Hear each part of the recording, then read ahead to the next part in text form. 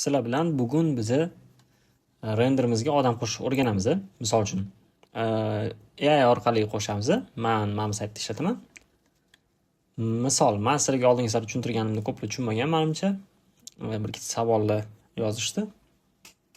Hozir men sizlarga boshidan aniq va tiniq tushuntirishga harakat qilaman. Ko'rishingiz mumkin, Arena degan sayt bor. LM Arena AI ishlatadigan saytlar. Bu yerda asosan nima qilinadi?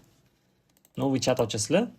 Допустим, bitta rasm qo'shiladi, rasm tanlanadi. Bu o'zi как battle sifatida ikkita uchta AI larni bir-biri bilan solishtiradigan sayt.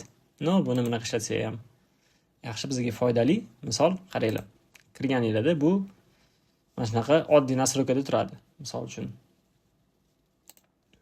Arenani mana o'ziga bosamiz. Praktika bosib turib, yoqqa bosib oling. Xo'p, mana bizga mana shu holatda ochiq turadi bu. Mana bug bo'lib qopti. Xo'p, qaranglar.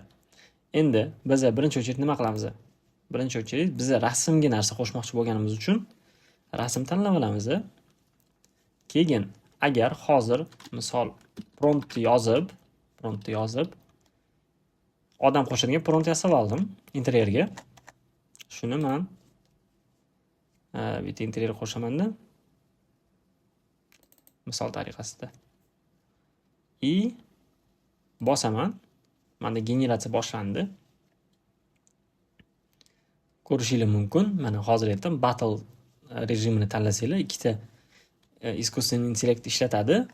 Har xil, o'zi xohlaganini tanlab, o'zi xohlagan искусственный intellektda bizani promptimizni rasmimizni o'shalarga beradi, ular bizga odamni qo'shishga, generatsiya qilishga yordam beradi. Xo'p, endi buni asosan qanday ishlatilinadi? Men sizlarga hozir ko'rsatib beraman. Biz mana dizaynerlar, vizualizatorlar qanaqa ishlatishini ko'rsatib beraman. Yangi ochib olaman. Snapchat. Keyin fotoni tanlaganimdan keyin battle emas, direkt chat tanlab olaman. Bu yerda mana GPT bor, Nano Banananing o'zi bor, birinchi versiyasi. Nano Banananing 2K versiyasi bor. Biz 2K ni tanlaymiz. Keyin promptni stavить qilib olaman. Boyagi tanlagan xonamni interyer renderini joylaymanda generatsiyani beraman. Bu bizda battle sifatida emas, faqat mana shu Gaminini o'zida qiladi. Искусственный intellekt o'zini ishlatadi. Bizga hozir generatsiya qilib beradi. Hozir generatsiya bo'lgandan keyin bir soni chiqadi, o'shanda tanlab ko'ramiz. Hatto bunda bir soni chiqmasligi ham mumkin. Chunki bu yerda ikkita ketyapti renderda. Render emas, generatsiyada. Tak. Kutamiz.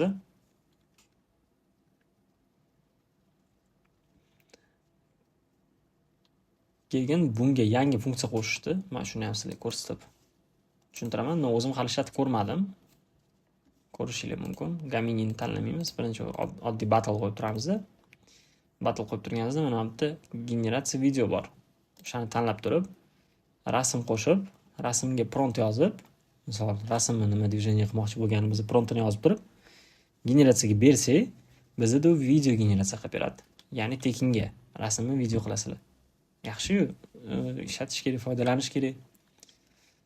Arenani ishlataman men shunaqa narsalarga, misol uchun Instagramga qo'yayotgan videolarimni, YouTube'ga qo'yayotgan videolarimni shuni foydalanib ishlataman. Ya'ni videodan rasmlarni. Xo'p, mana Nano Banana Pro уже qilib bo'ldi. Odam qo'shdi bizga. Realistik. Объем to'g'rimi? Объем to'g'ri. Bir xilda xato berish mumkin. Bu yerda hozir normal объем bergan, chunki divanning o'zi unaqa katta emas. Sal buni kichkinalashtirib olsak ham yaxshi chiqadi. Hozir kichkinalashtirib ko'raman. Men promptsiz shundoq o'zini yozaman.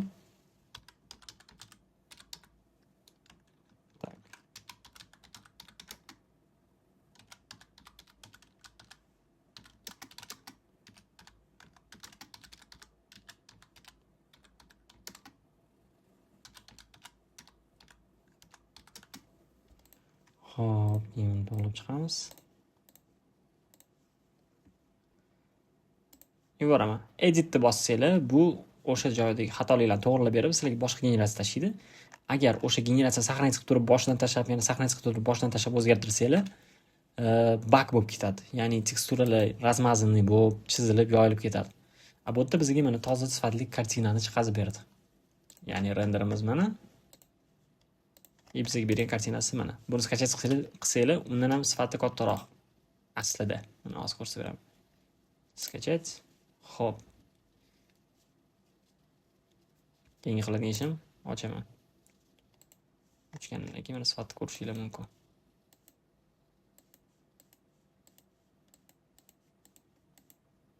Juda yaxshi. Xo'p, endi battle ko'ramiz. Battle hali ham generatsiya qilayotgan ekan, bir xil bug bo'lib qoladi. Bug bo'lib qolganida bitta обновление berib yuborsak, ana bug bo'lganini bitta isboti. Bitta AI, ya'ni искусственный intellekt hali chizib bo'lmaganiga o'shani загрузкасini ko'rsatib turibdi. Bittasi chizib bo'libdi уже. Bularning sifati pastroq, ko'pincha oddiyroq искусственный intellektda qilinadi. Ko'rishingiz mumkin. Bitta qiz bolani 2 marta qo'shib qo'ygan, undan tashqari 3 ta oyoq qilib qo'ygan. Keyin buni divanga emas, qanadir qo'shimcha qo'shib, o'shanga o'tkazib qo'ygan. Eng yaxshisi o'zi mana shu Gamini Nano Banana Pro 2. Mana ko'rishingiz mumkin. Hozir zadachani berdim bunga 20%. Sal kichkinaroq qilib ber odamni dedim. 20% manba atrofidan bo'lish kerak edi bu. Bundoq. Buni ham ozgina surib berish kerak. Ko'ramiz, agar to'g'ri chiqsa yaxshi, to'g'ri chiqmasa 5 ta generatsiyamiz bor. Har bir soatda 5 ta tekin generatsiya qilib ishlatib foydalansanglar, sizlarga ham foydali. Ishinglarning sifati kattalashadi. Ya'ni misol bitta generatsiyani bitta kadrga ishlatmasdan, men sizlarga bitta generatsiyani 5 ta generatsiyani bitta kadrga ishlatishni maslahat berardim, chunki har doim ham to'g'ri chiqmaydi. Har doim ham o'xshata olmaydi bir xil joylarini. Tak, uncha farq sezmadim. Farqi bormi? Yo'qmi? Xo'p, bu sonni tushunmadi. Xullas, o'zgartirib ko'rasizlar, sonsiz yozib ko'rish kerak, menimcha. Ko'pincha sonsiz yozsangiz o'xshaydi, sonsiz emas, son bilan emas, yozuv bilan sonni tushuntirsanglar, yaxshiroq o'qiydi. Shuning uchun atak yaxshi generator o'zingizlarga kerakli prompt yasab turib, shunga shundoq joylaysizlar, sizlarga tayyor odamlarni interyeringlarga realistik ishni qilib qo'shib beradi. Foydali bo'lgan bo'lsa like bosinglar, kommentariy yozinglar. Undan-da qiziqroq ma'lumotlar Telegram kanalimda bor.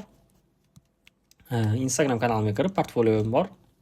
Ko'rib, o'zingizlar ishlar bilan tanishsanglar, foydali narsalar bo'lsa, o'zingizlarga foydalilarini olib, ilmiylarga yana qo'shimcha progress qo'shib olasizlar. Hammaga rahmat. Подписка, like и так далее, и так далее.